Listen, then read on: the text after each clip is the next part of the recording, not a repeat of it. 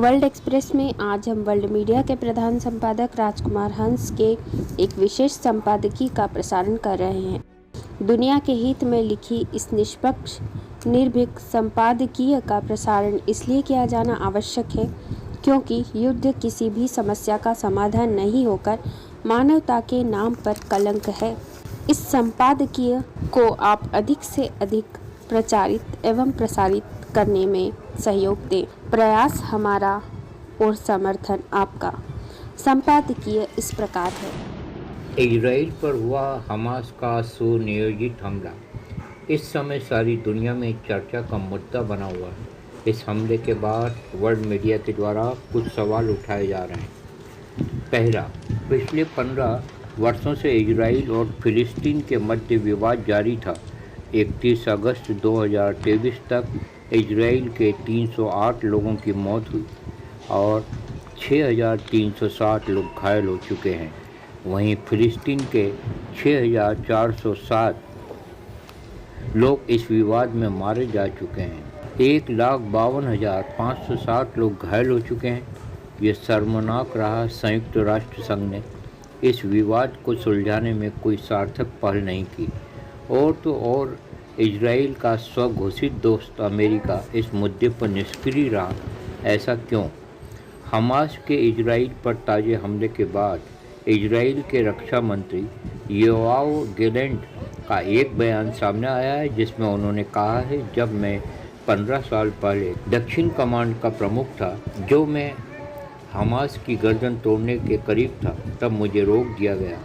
Yoav से अब यह सवाल वर्ल्ड मीडिया करना चाहेगा, कौन थे वे लोग जो उन्हें हमास की गर्दन तोड़ने से रोक रहे थे और उनकी बात योआव क्यों मान गए? तब वे चुप क्यों रहे? वे स्पष्ट करें योआव ऐसे लोगों के नाम जो उन्हें आतंकी समूह पर कार्रवाई करने से रोक रहे। नंबर 3, अमेरिका के पूर्व राष्ट्रपति डोनाल्ड ट्रंप ने हमले के लिए वर्तमान राष्ट्रपति जो बाइडेन को कटघरे में खड़ा कर दिया है और खुला आरोप लगाया है बंधकों संकट के लिए ईरान को अमेरिकी डॉलर्स दिए गए थे। उसी से इस हमले की फंडिंग हुई है। ट्रंप के संगीन आरोप के बाद बाइडेन का मौन संदेह को जन्म दे रहा है। इस पर कब जवाब देंगे बाइडेन? नंबर 4, हमास के हमले के बाद खुलेआम समर्थन फिलिस्तीन का ईरान और कतर ने किया है। ईरान पर आरोप है वह हमास के आतंकियों को समर्थन देता आया है। लेबनान भी हमास के मददगारों में शामिल बताया जा रहा है। उसका आतंकी समूह हिजबुल्लाह हमास के साथ है। क्या आने वाले समय में कई मुस्लिम राष्ट्र हमास के साथ होंगे? नंबर 5, एक यह भी स्कूप खोजपूर्ण खबर है। अमेरिकी राष्ट्रपति जो बाइडेन इजराइल और सऊदी अरब में समझौता करने में जुटे हैं। हमास रिश्तों के सुधरने में बाधक है। अब यहाँ सवाल है, ट्रंप बाइडेन ने अब तक इजराइल के हित में क्या किया? नंबर 6, इजराइल हमास युद्ध के बाद हालात विश्व युद्ध के बन चुके हैं। इजराइल के समर्थन में अमेरिका, भारत, फ्रांस, ब्रिटेन आ चुके हैं।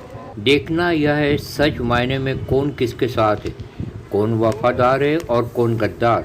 नंबर 7, गाजा पट्टी युद्ध का मैदान बनी हुई है। इजरायली डिफेंस फोर्स ने हमास के 1500 आतंकियों को मार गिराया है। बमबारी जारी है। इधर हमास के हमले में 200 मासूम बच्चों ने अपनी जानें गंवाई हैं। इजराइल के 900 नागरिक मारे गए हैं। सवाल किया जा रहा है, गाजा पट्टी हमास के आतंकियों का अड्डा कैसे बनी? यहाँ सैकड़ों सुरंगें आसानी से कैसे बन गई? नंबर 8, हमास का हमला इजराइल अमेरिका की खुफिया एजेंसियों के लिए खुली चुनौती है। इराक ईरान के युद्ध में 10 लाख से अधिक बेगुनाह जान गंवा चुके हैं। इस समय हमास को मिटाने का मिशन जारी है। खबर है अगला हमला ईरान पर होगा। एक तरफ जहां रूस यूक्रेन पर हमलावर है, वहां इजराइल पर हमले के बाद हालात विश्व युद्ध के और बन चुके हैं। विश्व युद्ध से बचाना वक्त की पुकार है। हम एक नारा मानव हित में देना चाहेंगे, कत्ले आम के खिलाफ आवाज़ उठाओ, दुनिया को विश्व युद्ध से बचाओ। और नफरत की जगह प्रेम की पताका लहराओ। बताइए यह हमारा संपादकीय आपको कैसा लगा? आपकी प्रतिक्रियाओं का स्वागत है।